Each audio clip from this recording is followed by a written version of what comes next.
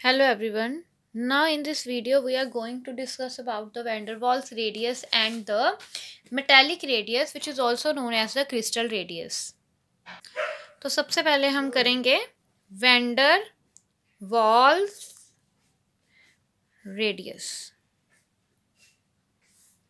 ये van der Waal जो है एक रिसर्चर का नेम है, so its name is the van der Waals radius. So van der Waals radius may be defined as the half of the internuclear distance. Internuclear distance का तो half ही ऐसा covalent radius, but between two similar adjacent atom belonging to the neighboring molecule. ये क्या था? Same molecule, लेकिन van der Waals force radius किस में होती हैं?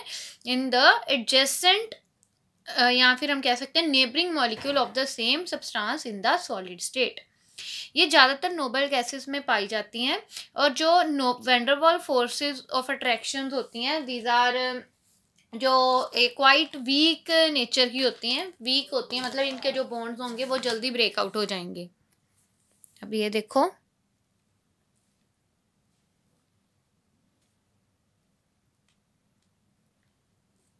ये एक मॉलिक्यूल के एटम्स बनाए मैंने. इनके बीच का डिस्टेंस है इंटरन्यूक्लियर डिस्टेंस. ये है अनदर मॉलिक्यूल, तो अगर मैं यहाँ तक लूँ इट्स अ इंटरन्यूक्लियर डिस्टेंस. तो अब मेरे पास अब मेरे पास एक तो हो गया,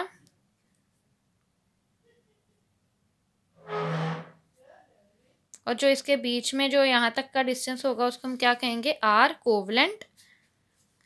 और जो इसके मिड का डिस्टेंस होगा इस एटम के और इस एटम के जो मिड का डिस्टेंस, या हम ये इसको भी ले सकते हैं, तो this is the R van der Waal and this is another R van der Waal.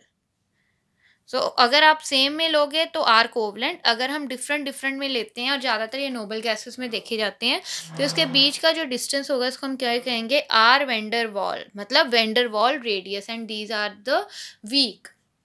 Example क्या है van der Waal रेडियस की? जो van der Waal the value of the van der Waal radius is always more than covalent radius. जो van der Waal जो radius होता है इसकी जो वैल्यू आती हैं that are greater than covalent radius. Example, जो van der Waal radius chlorine का होता है वो होता है 180 पिकोमीटर, और जो कोवलेंट रेडियस होता है क्लोरीन का that is 99 picometre. Now third type is the metallic radius, or we can say that the crystal radius. So it may be defined as the half the distance between the center of the nuclei of two adjacent atom in the metallic crystal. होता हमारे पास ये भी covalent radius की तरह है, ये भी internuclear distance का हाफ ही होता है, लेकिन metallic bonds are weaker than, metallic bond जो बॉन्ड बनेगा इनमें are weaker than covalent bonds. जो इंटरन्यूक्लियर डिस्टेंस होता है मेटालिक बॉन्ड का, जो internuclear distance of metallic bonds are more than the covalent radius. होता कोवलेंट, अगर डेफिनेशन देखो ये कोवलेंट रेडियस ही लग रहा है, लेकिन देखो जितना लंबा बॉन्ड होता है उतनी जल्दी ब्रेकआउट हो जाएगा. जितना छोटा बॉन्ड होगा उतना उसको टाइम लगेगा बॉन्ड को ब्रेकआउट होने के लिए. तो जो मेटालिक रेडियस है उसका जो बॉन्ड्स हैं वो एक तो वीक होते हैं, तो इसका मतलब क्या? वो लंबे होंगे, तो इसलिए ये जल्दी ही ब्रेकआउट हो जाएंगे.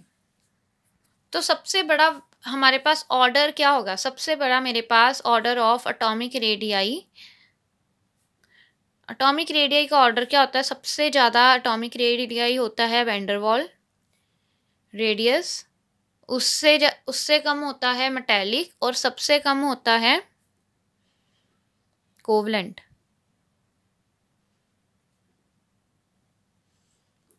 नाउ वेरिएशन, मतलब अब ट्रेंड क्या होगा, वेरिएशन ऑफ एटॉमिक रेडियस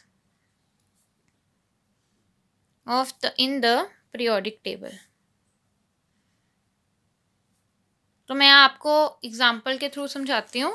मेरे पास है hydrogen, lithium, sodium, potassium, rubidium, caesium, ये मेरे पास ए ग्रुप है। ठीक है, इसमें से मैं आपको एग्जांपल देती हूँ हाइड्रोजन, लिथियम और सोडियम की। ठीक है, बाकी नीचे नीचे अपने आप बढ़ते रहेंगे। लाइक पोटाशियम आ गया, तो इसकी क्या होगी 1s1, इसकी कन्फिग्रेशन 1s2 2s1, इसकी 1s2 2s2 2p6 3s1, इसका एटॉमिक नंबर 1, इसका एटॉमिक नंबर होता है हमारे पास 3, इसका होता है 11, इसका होता है 19, 1s2 2s2 2p6 3s2 3p6 and 4s1। ऐसे जो मेरे पास रुबीडियम होगा इसका आएगा 5s1, इसका आएगा 6s1। और मैं क्या देख रही हूँ इसमें क्या चेंज हो रहा है।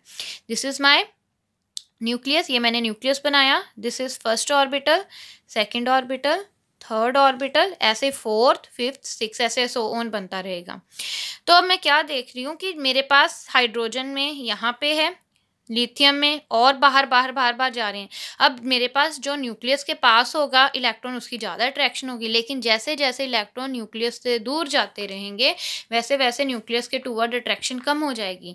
अब जब मेरे पास न्यूक्लियस के पास होगा तो वो उसको अट्रैक्ट करेगा, लेकिन जैसे वो दूर दूर जाएगा तो क्या होगा, उसके अट्रैक्शन पावर कम हो जाएगी। इसी कारण when we move down the group, जब हम डाउन द ग्रुप जाते हैं एटॉमिक रेडियाई बढ़ जाता है। क्यों बढ़ जाता है? क्योंकि due to increase in number of shells, number of shells बढ़ने के कारण जो है the outer electron will experience less attraction towards nucleus। तो न्यूक्लियस के टूवर्ड उसकी अट्रैक्शन ही नहीं होगी, अट्रैक्ट ही नहीं हो पाएगा, तो एटॉमिक रेडियस बढ़ जाएगा। नाउ अलोंग द पीरियड, पहले ग्रुप किया था पीरियड, पीरियड के आंसर होते हैं left to the right. Like मैंने आपको एग्जांपल दूं, लिथियम, लिथियम के बाद लिथियम का एटॉमिक नंबर 3, फोर्थ पे क्या आता है, lithium, beryllium, boron, carbon, nitrogen, ऐसे ही ऑक्सीजन, फ्लोरीन, नियॉन। ठीक है, हम फ्लोरीन तक ले लेते हैं। अब इसकी क्या कन्फिग्रेशन होगी, 1s2 2s1, इसकी 1s2 2s2, इसका एटॉमिक नंबर 3 4 5 6 7 8 9, इसका 1s2 2s2 2p1, 1s2 2s2 2p2, 1s2 2s2 2p3, 1s2 2s2 2p5, 1s2 2s2 यहाँ पे आएगा 4, 1s2 2s2 2p5। ओके, अब आप अपने आप सोचो हम इसमें क्या चीज नोट कर रहे हैं। यस एग्जैक्टली यही चीज़ है कि मेरे पास जब मैं बात कर रही हूँ अलोंग द पीरियड की, अगर जब मैं लेफ्ट टू द राइट जाऊंगी तो क्या होगा, the electron will enter into same shell. देखो two two two two two two two two two, the electron will enter into same shell.